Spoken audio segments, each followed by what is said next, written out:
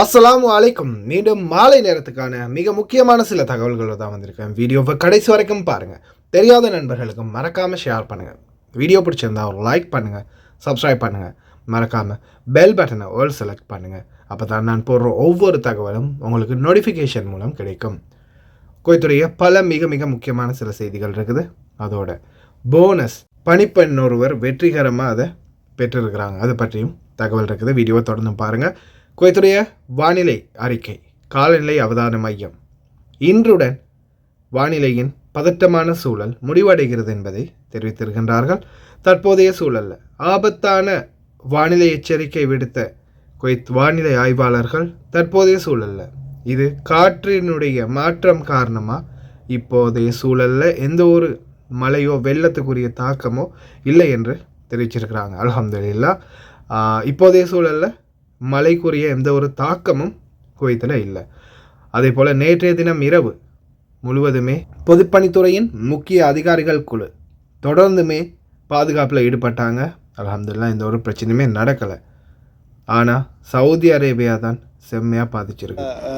توجيهات الاخوان في الارصاد الجويه وبلاغهم لنا بان وجود حاله مطريه قامت وزيره الاشغال العامه وزير الدوله للشؤون البلديه الدكتوره نور المشعان بتوجيه رئيس غرفة العمليات هو الوكيل المساعد لقطاع هندسة الصيانة المهندس أسعد العنزي بفتح غرفة العمليات وتوجيه فرق الطوارئ للتواجد في الأماكن اللي معتدنا تجمع مياه الأمطار فيها نسميها المواقع الحرجة، وأيضا تكثيف الدوريات في جميع المناطق للتأكد من عدم تجمع مياه الأمطار. يمكن مرت علينا موجتين أمطار كانت خفيفة إلى متوسطة، في مناطق محدودة كانت متوسطة أغلبها كانت خفيفة، فبالتالي تعامل فرق الطوارئ مع هذه الأمطار كانت بشكل ممتاز ولله الحمد.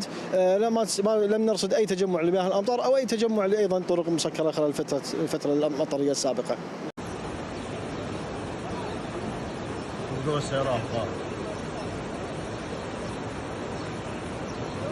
هذه لفات حميد ابو شعيب خالفه، هذه لفات حميد ابو شعيب خالفه.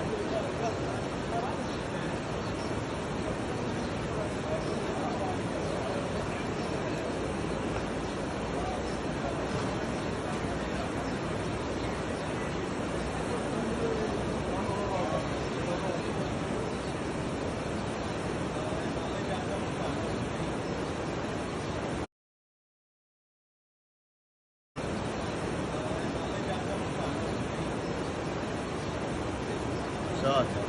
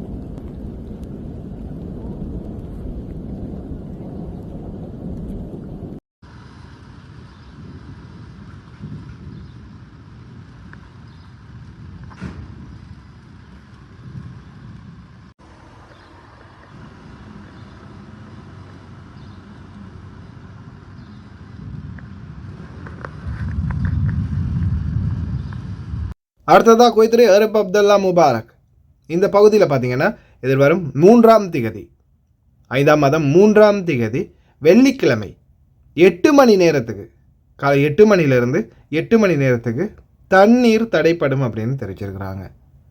அதனால் தயவுசெய்து தண்ணீரை ரொம்ப சிக்கனமாக பாவீங்க. குறிப்பாக குவைத்தில் உள்ள அனைத்து பகுதிகள்லையுமே இருக்கக்கூடியவங்க தண்ணீரை மட்டும் வேஸ்ட் பண்ணாதீங்க.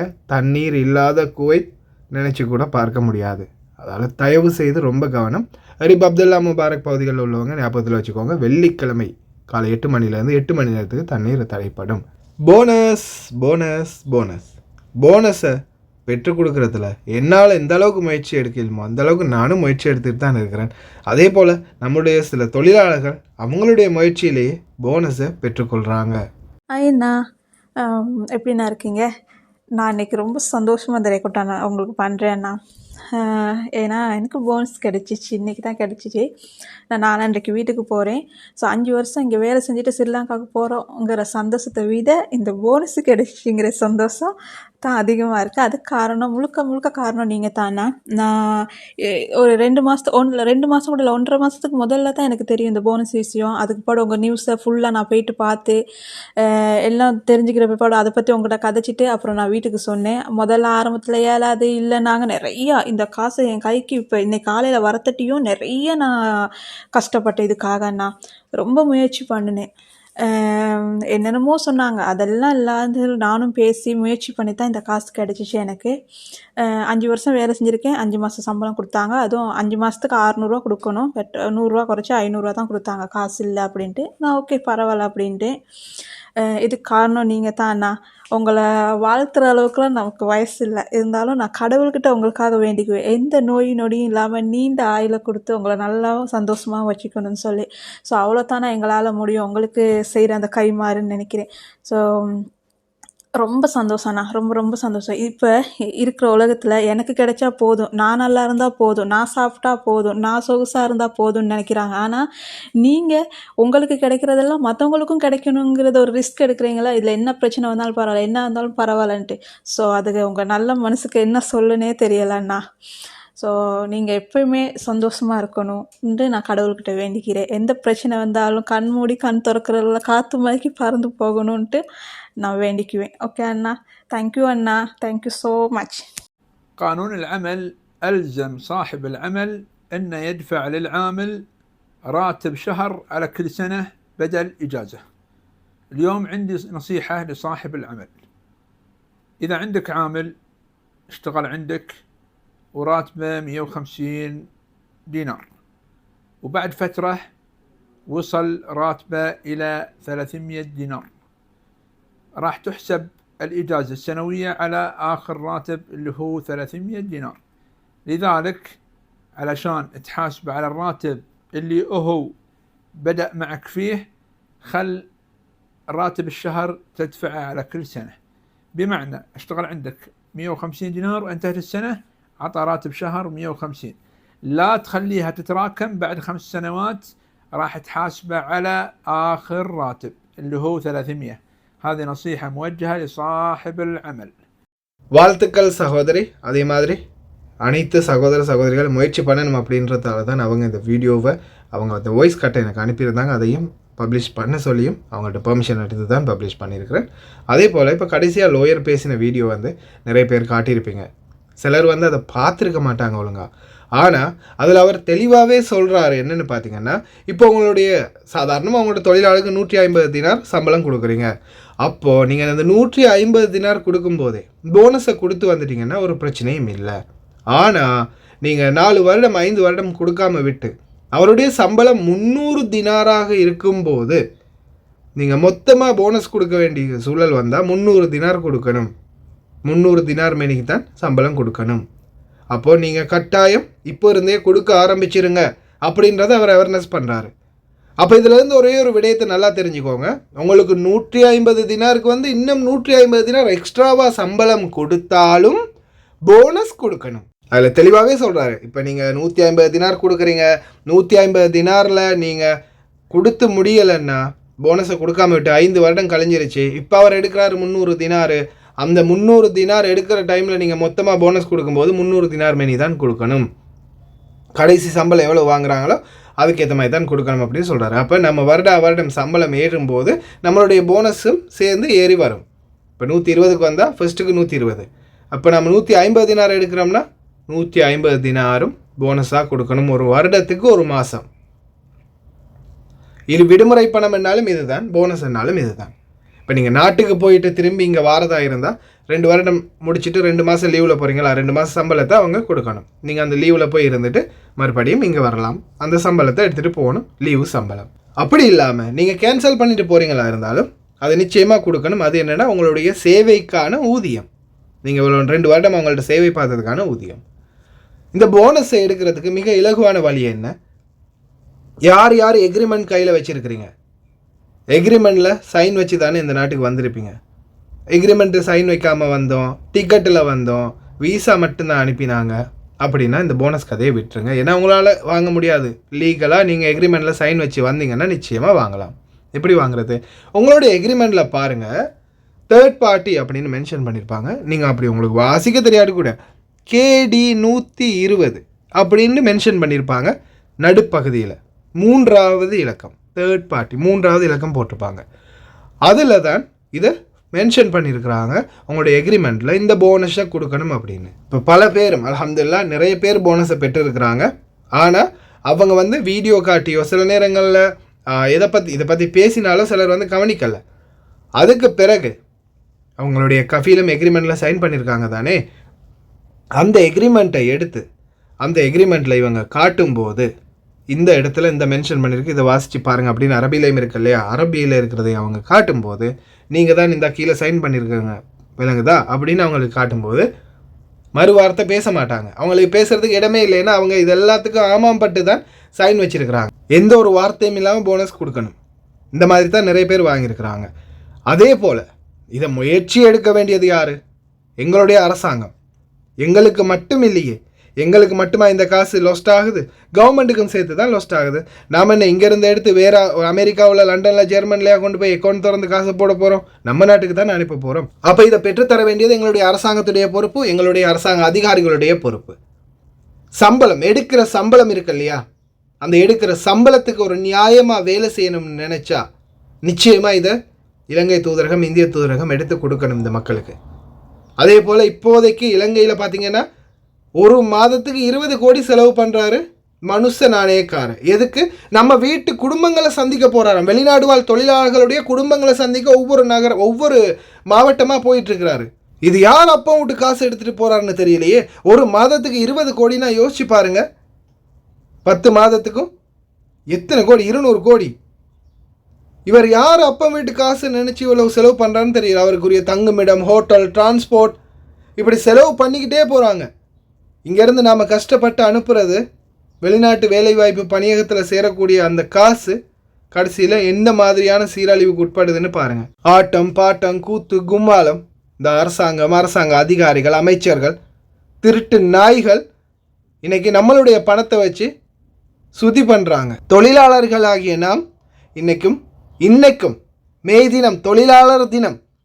இன்றைக்கி உலகத்தில் பல இடங்களில் தொழிலாளர்களுக்கு லீவு கொடுத்துருப்பாங்க. ஆனால் இன்றைக்கி அந்த தொழிலாளர் தினத்தை கூட ஒரு நாளாவது நிம்மதியாக உட்கார முடியாமல் எத்தனையோ தொழிலாளர்கள் கஷ்டப்பட்டுக்கிட்டு இருக்கிறாங்க. ஆனால் இந்த அரசியல்வாதிகளும் அரசாங்க அதிகாரிகளும் நல்லா என்ஜாய் பண்ணுறாங்க. இதெல்லாம் நம்மெல்லாம் இவ்வளோ கஷ்டப்படவே தேவையில்லை. எம்பசியால் இதை சரியாகவே மென்ஷன் பண்ணி இந்த இது இருக்குது, இந்த ஆண்டில் வந்த சட்டம், இதை நீங்கள் ஒரு வருடம் கொடுக்கணும் அப்படின்றத மென்ஷன் பண்ணினாங்கன்னா அதே மாதிரி இன்னொரு விடயம் ஏஜென்ட்டுகளும் இதை மென்ஷன் பண்ணி அவங்கக்கிட்ட சொன்னாங்கன்னா நிச்சயமாக கொடுப்பாங்க. பணப்பேய்கள் பணத்துக்கு மட்டும்தான் வாலாட்டுது. ஆனால் இதை எடுத்து கொடுக்கறதுக்கு எந்த நாய்க்கும் முயற்சி இல்லை. அதிகாரிகளாக இருக்கட்டும், நம்மளை வச்சு பொழப்பு நடத்துகிற எல்லா நாய்களும் ஒன்று தான். ஒரு நாய்க்கும் எடுத்து கொடுக்க மனசு வர்றதே இல்லை. என்னோட இன்னொரு கருத்து என்னென்னா, 2 வருடத்துக்கு ஒருக்கா எக்ரிமெண்ட் புதுப்பிக்கப்படணும். எக்காம அடிக்கிறதுக்கு முதல்ல 2 வருடத்துக்கு முன்னாடி பாஸ்போர்ட்டில் போய் எம்பசியில் ஒரு சீல் ஒன்று வைக்கிற சிஸ்டம் கொண்டு வரணும். மறுபடியும் மெக்காமல் அடிக்கணும்னா எம்பசியோடைய அப்ரூவல் எடுக்கணும். அப்படி இல்லையா, நாட்டுக்கு அனுப்ப போகிறாங்களா 2 வருஷம் முடிஞ்சு, எம்பசியில் போய் ஒரு பேப்பர் எடுத்துகிட்டு போனால் மட்டும்தான் எமிக்ரேஷனில் அலோவ் பண்ணணும். எவ்வளவோ சிஸ்டம் இருக்குது, இலகுவாக செய்யலாம். நம்ம இந்த நாட்டுக்கு தொழிலாளர்களை கொண்டாந்து கொடுக்குறோம், நம்ம இல்லாட்டி நாரும் அப்படின்னு சொல்கிறோம் இல்லை. அப்போ நம்மளுடைய அதிகாரிகள் அதை புரிஞ்சு நடந்தாங்கன்னா நிச்சயமாக செயல்படுத்தலாம். 2 வருஷம் முடிஞ்சு நாட்டுக்கு அனுப்புகிறதா இருந்தாலும் தூதரகத்துக்கு வந்து தான் போகணும். 2 வருஷத்துக்கு அப்புறமா அக்காம மறுபடியும் புதுப்பிக்கிறதா இருந்தாலும் தூதரத்துக்கு வரணும்.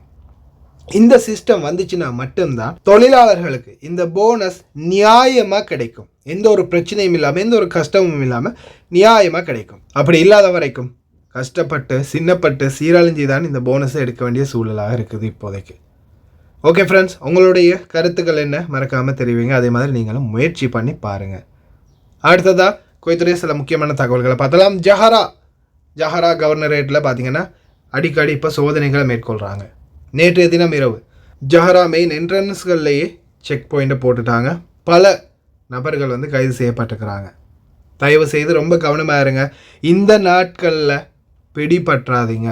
ஃபிங்கர் வச்சே நாட்டுக்கு அனுப்பிடுவாங்க. அதுவும் குறிப்பாக அந்த ப்ரைவேட் டாக்ஸி ஓடுறவங்க ஜஹரா கவர்னரேட்லலாம் நிறைய பேர், காதிம் வீசாக்களில் வெளியில் வண்டி எடுத்து ஓடுறவங்க நிறைய பேர் இருக்கிறீங்க. தயவு செய்து ரொம்ப கவனம். இடைக்கிட இப்போ செக்இன் போடுறாங்க, பிடிச்சா ஃபிங்கர் வச்சு அனுப்பிடுவாங்க. 11ஆம் தரம் மாணவர் ஒருவரின் கால்களில் பஸ் டயர்கள் ஏறியது. பஸ் ஓட்டுநர்களே ரொம்ப கவனம். அவங்க யாராக இருந்தாலும் சரி, அது குவைட்டிகளாக இருக்கலாம், வெளிநாட்டவர்களாக இருக்கலாம். பஸ்ஸுக்குள்ளே ஏறிட்டாங்களா, ஏறி முடிந்த பிறகு கதவு லாக் ஆகிடுச்சா அப்படின்னு செக் பண்ணாமல் தயவு செய்து வண்டியை மூவ் பண்ணாதீங்க. அதே மாதிரி பஸ்ஸில் ஏறக்கூடியவங்க கொஞ்சம் க்ரௌடாக இருந்துச்சுன்னா பொறுமையாக பஸ்ஸில் ஏறுங்க. அடுத்தது பஸ் மூவ் ஆகும்போது, ஓடிக்கிட்டு இருக்கும்போது தயவு செய்து ஏறாதீங்க. ஏன்னா அந்த டைமில் கதவு ஆட்டோமேட்டிக்காக லாக் ஆகிரும். அந்த நேரத்தில் நீங்கள் உள்ளே போகிறதுக்காக முயற்சி பண்ணும்போது கதவு லாக் ஆகிடுச்சுன்னா நிச்சயமாக கீழே விழுந்துருவீங்க. அதுக்கு பிறகு டயர்களில் உங்களுடைய கால்களும் சிக்க வாய்ப்பு இருக்குது. அதே மாதிரி தான் இப்போ இந்த மாணவருக்கும் சிக்கியிருக்குது. ரொம்ப கவனம். ஜாபர் அல் அஹமத் பகுதிகளில் நேற்றைய தினம் 3 இளைஞர்களை விரட்டிக்கிட்டு வந்திருக்கிறாங்க போலீஸ் அதிகாரிகள்.